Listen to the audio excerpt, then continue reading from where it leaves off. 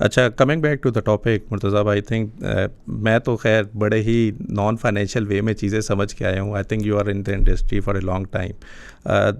हमें ना एजुकेशन है ही नहीं फाइनेंस से रिलेटेड, and I think it's so critical information.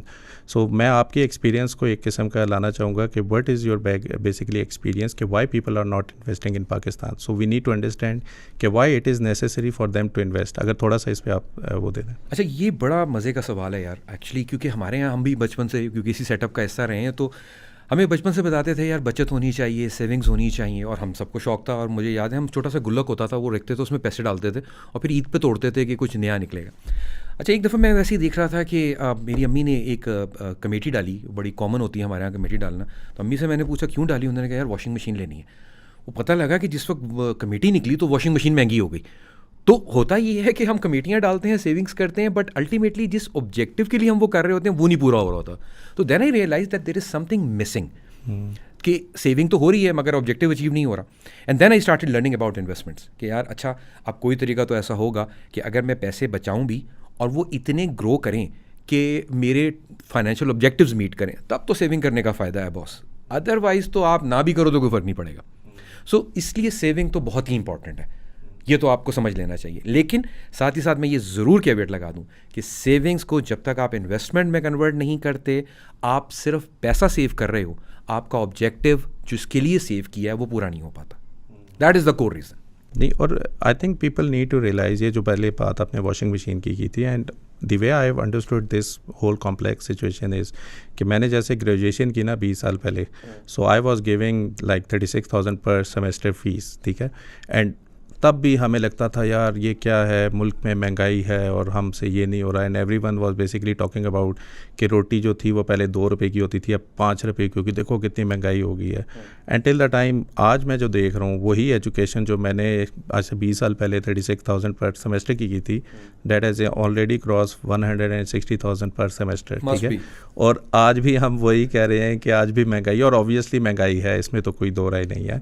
लेकिन what we could not basically understand कि ये जो महंगाई आज हमें लग रही है, हम 20 साल बाद भी रो रहे होंगे कि यार एक एजुकेशन 20 साल पहले हम 1.5 लाख रुपए की करते थे, आज 5 लाख रुपया फॉर एग्जांपल लग रहा है, ठीक है। So the thing which we missed, कि जो एक्शन हमें शायद 20 साल पहले करना चाहिए था, we missed that particular trend. And again today since we are not getting that particular vision कि यार हमें आज भी क्या करना है ताकि हम 20 साल को अभी से ही प्लान कर लें। So what is your view on basically how you need to invest the saving which you are getting today. पहले तो सेविंग करते कैसे है ना, वो भी अगर उस पर। अच्छा हाँ, देखें यार ये बड़ा इंटरेस्टिंग है, आजकल बच्चों को भी शौक है, और हमारे यहाँ जो यूथ है ये आपको जिस तरह, देखो आप लोग साइकिल सीखी है कभी बचपन में चलाना? जी जी। अच्छा, साइकिल भी सीखी थी ना, और साइकिल में भी पहली दफ़ा गिरे थे, चोट लगी थी, जी जी, मगर जल्दी ज़ख्म भर गए, जी जी, फिर अगले दिन फिर साइकिल पे बैठे। अच्छा सोचें कि एक आदमी 55 साल की उम्र में साइकिल चलाना सीख रहा है, जी जी, वो गिरेगा तो चोट कितने अरसे में भरेगी? It will take time. It will take time. तो इन्वेस्टमेंट या सेविंग ये इसी तरह है जिस तरह हम बचपन में साइकिल चलाना सीखते हैं। मेरे नज़दीक ये एक लाइफ स्किल है। अब होता क्या है, ये मेरे जो यंगस्टर जो सुन रहे हो, देखो आप 20 साल के होते हो, 20 साल में होता क्या है, 20 साल में ना पैसा कम होता है, दुख ज़्यादा होते हैं, जवानी नई नई होती है, ठीक है, एम्बिशियस बहुत होते हैं। द बेस्ट थिंग उस वक्त पता है आपके हाथ में क्या होती है? वो होती है कि आपके पास टाइम बहुत होता है। आप 20 से 30, 30 से 40 की स्टेज पे आते हो ना, जब आप 40s में आते हो ना, 30s मिड 30s में आते हो, तो पैसा आना शुरू हो चुका होता है, दुख थोड़े से काबू में आ रहे होते हैं, शादी वादी हो जाती है, एक आध बच्चा होता है, फैमिली थोड़ी स्टेबल हो रही होती है, and then you start enjoying your life. And by the time you cross 45 ना, तो बॉस होता है क्या है कि आपके पास पैसे वैसे आ चुके होते हैं, लेकिन आपको अचानक एहसास होता है कि यार टाइम कम हो रहा है, लाइफ का जो वर्किंग लाइफ है वो कम हो रही है। And then suddenly you realise कि जब मैं पीछे मुड़ के देखता हूँ तो एक 45 साल का शख्स है, उसका बेटा कॉलेज जाने वाला होगा, यूनिवर्सिटी में खड़ा होगा, 5 years डाउन द रोड हो सकता है उसकी बेटी की शादी भी खड़ी हो, और जब वो मुड़ के अपनी सेविंग्स देखता है तो सबसे पहले वो देखता है बीवी की तरफ, ये कहता है यार मैंने किस खानदान में शादी कर ली, किसी अमीर घर में शादी करता, कुछ सब मेरे पैसे होते मेरे पास। फिर वो देखता है जाके कि फाइनेंस डिपार्टमेंट से पूछता है मेरा प्रोविडेंट फंड कितना है, वो कहते हैं सर आपका प्रोविडेंट फंड मिसाल के तौर पे 15-20 लाख रुपए है। फिर वो सोचता है अच्छा बीवी का जेवर कितना है, फिर वो पूछता है बहन भाइयों के पास कितने हैं। तो वो खैर जमा वमा करके पहली चीज़ जो हमारे यहाँ लोगों के जहन में आती है वो होती है प्लॉट ले लो ताकि बच्चों के लिए घर बना लें। बट इस सारे प्रोग्रेस में वो ये भूल रहा होता है कि उसके हाथ से जो चीज़ सबसे इंपॉर्टेंट मिस हो रही है वो हो रही है टाइमिंग। आप 45-50 तक घर बनाते हो, बच्चों की शादी के लिए कुछ करते हो, बच्चे को पढ़ने के लिए बाहर भेज रहे हो या यहाँ पे हायर एजुकेशन दे रहे हो, and by the time you close up all these things, और जब आप जेब देखते हो तो मेरा भाई राम राम सत्य है, काम ख़त्म। ये वो टाइम है जिसकी वजह से हमारे माशरे के अंदर सबसे ज़्यादा फाइनेंशियल स्कैम्स होते हैं। This thing makes you vulnerable, और जब आप वल्नरेबल होते हो तो अचानक एक आदमी मार्केट में आता है और आके कहता है लाइक क्या है अगर मैं आपका 10 लाख 20 लाख कर दूं, और आप कहते हो यार टाइम तो कम है लेकिन अगर ये कर दो तो क्या है, और मैंने तो बड़ी हलाल की कमाई है, मेरे साथ तो कभी बुरा नहीं होगा, मैं तो कभी किसी का हक नहीं मारा, लेकिन वो तो मार सकता है ना, वो आपके 10 को 20 लेके घर चला गया।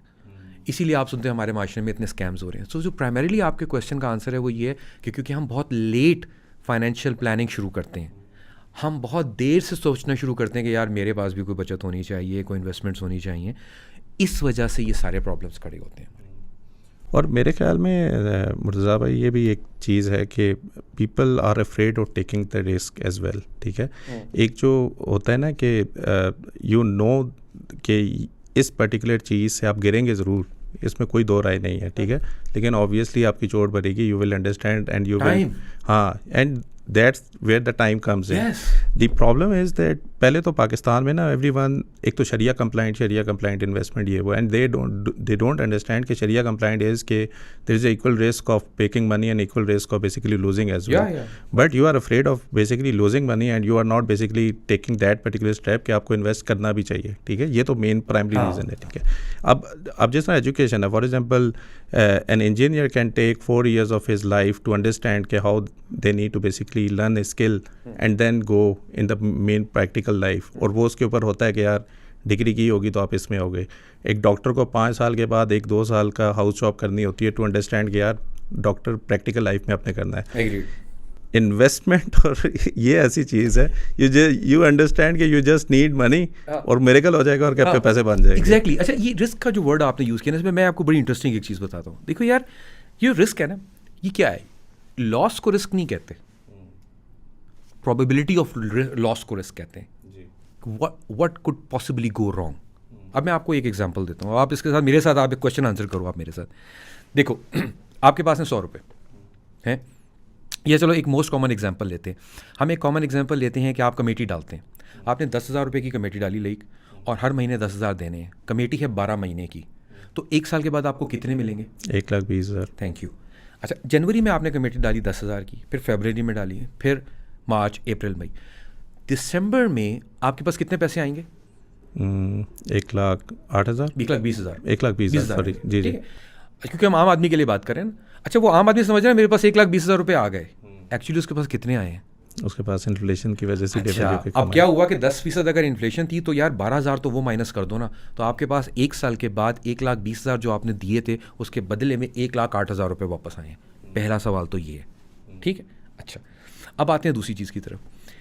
इसकी साइंस क्या है रिस्क की? मुझे एक चीज़ बताइए कि अगर वही 10,000 पर मंथ आपने किसी इन्वेस्टमेंट एवेन्यू में डाले होते, अभी हम किसी प्रोडक्ट को डिस्कस नहीं कर रहे, बट मिसाल देने के लिए कह रहा हूँ, म्यूचुअल फंड में डाल लो, तो जब आप पहले महीने में 10,000 डालते हो, फिर दूसरे महीने डालते हो, फिर तीसरे महीने डालते हो, फिर चौथे, पाँचवें, आप 12 महीनों में 12 दफ़ा इन्वेस्टमेंट करते हो। अब एक सेंसिबल आदमी की हैसियत से मुझे बताओ कि आपको 1,20,000 रुपये की एक शॉट मारनी है या 10,000 की 12 शॉट्स मारनी है?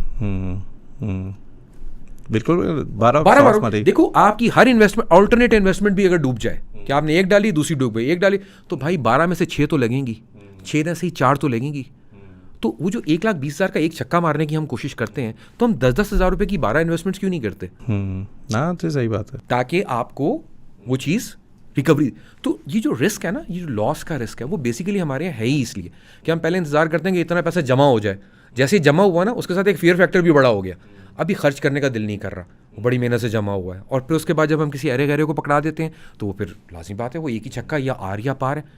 तो सेंसिबल अप्रोच ये है कि आप अपनी इन्वेस्टमेंट को छोटी छोटी डिनोमिनेशंस में रखें और over the period of 5 years 10 years करते जाएं। इसके ऊपर जब कंपाउंडिंग का इफेक्ट ऐड होगा तो आप देखेंगे कि ये इन्वेस्टमेंट्स आपको वो रिटर्न देंगी कि जो आपको अचानक बड़े होकर ख्याल आएगा, यार ये मैंने पहले क्यों नहीं शुरू कर दी थी। जितना लेट करते जाओगे उतना देर से ख्याल आएगा। सो वो जो 20 साल की उम्र है ना, 22 साल की, जिसमें हमारा बच्चा सोच रहा होता है अभी तो मैं पढ़ूंगा, तो फिर जॉब करूंगा, फिर शादी करूंगा, फिर पैसे जमा होंगे, फिर कुछ करूंगा, वो तब तक आप 35-40 टच कर रहे हो। सो इसलिए रिस्क को कभी मत घबराओ। रिस्क बिल्कुल उसी तरह है जिस तरह साइकिल का पैडल स्लिप हो जाता है, एक स्लिप होगा दूसरा चल पड़ेगा, तीसरा चौथा, और जब 30-40 तक पहुंचोगे एक्सपर्ट हो चुके होगे, पूछने की भी ज़रूरत नहीं होगी कहाँ पैसा डालूं।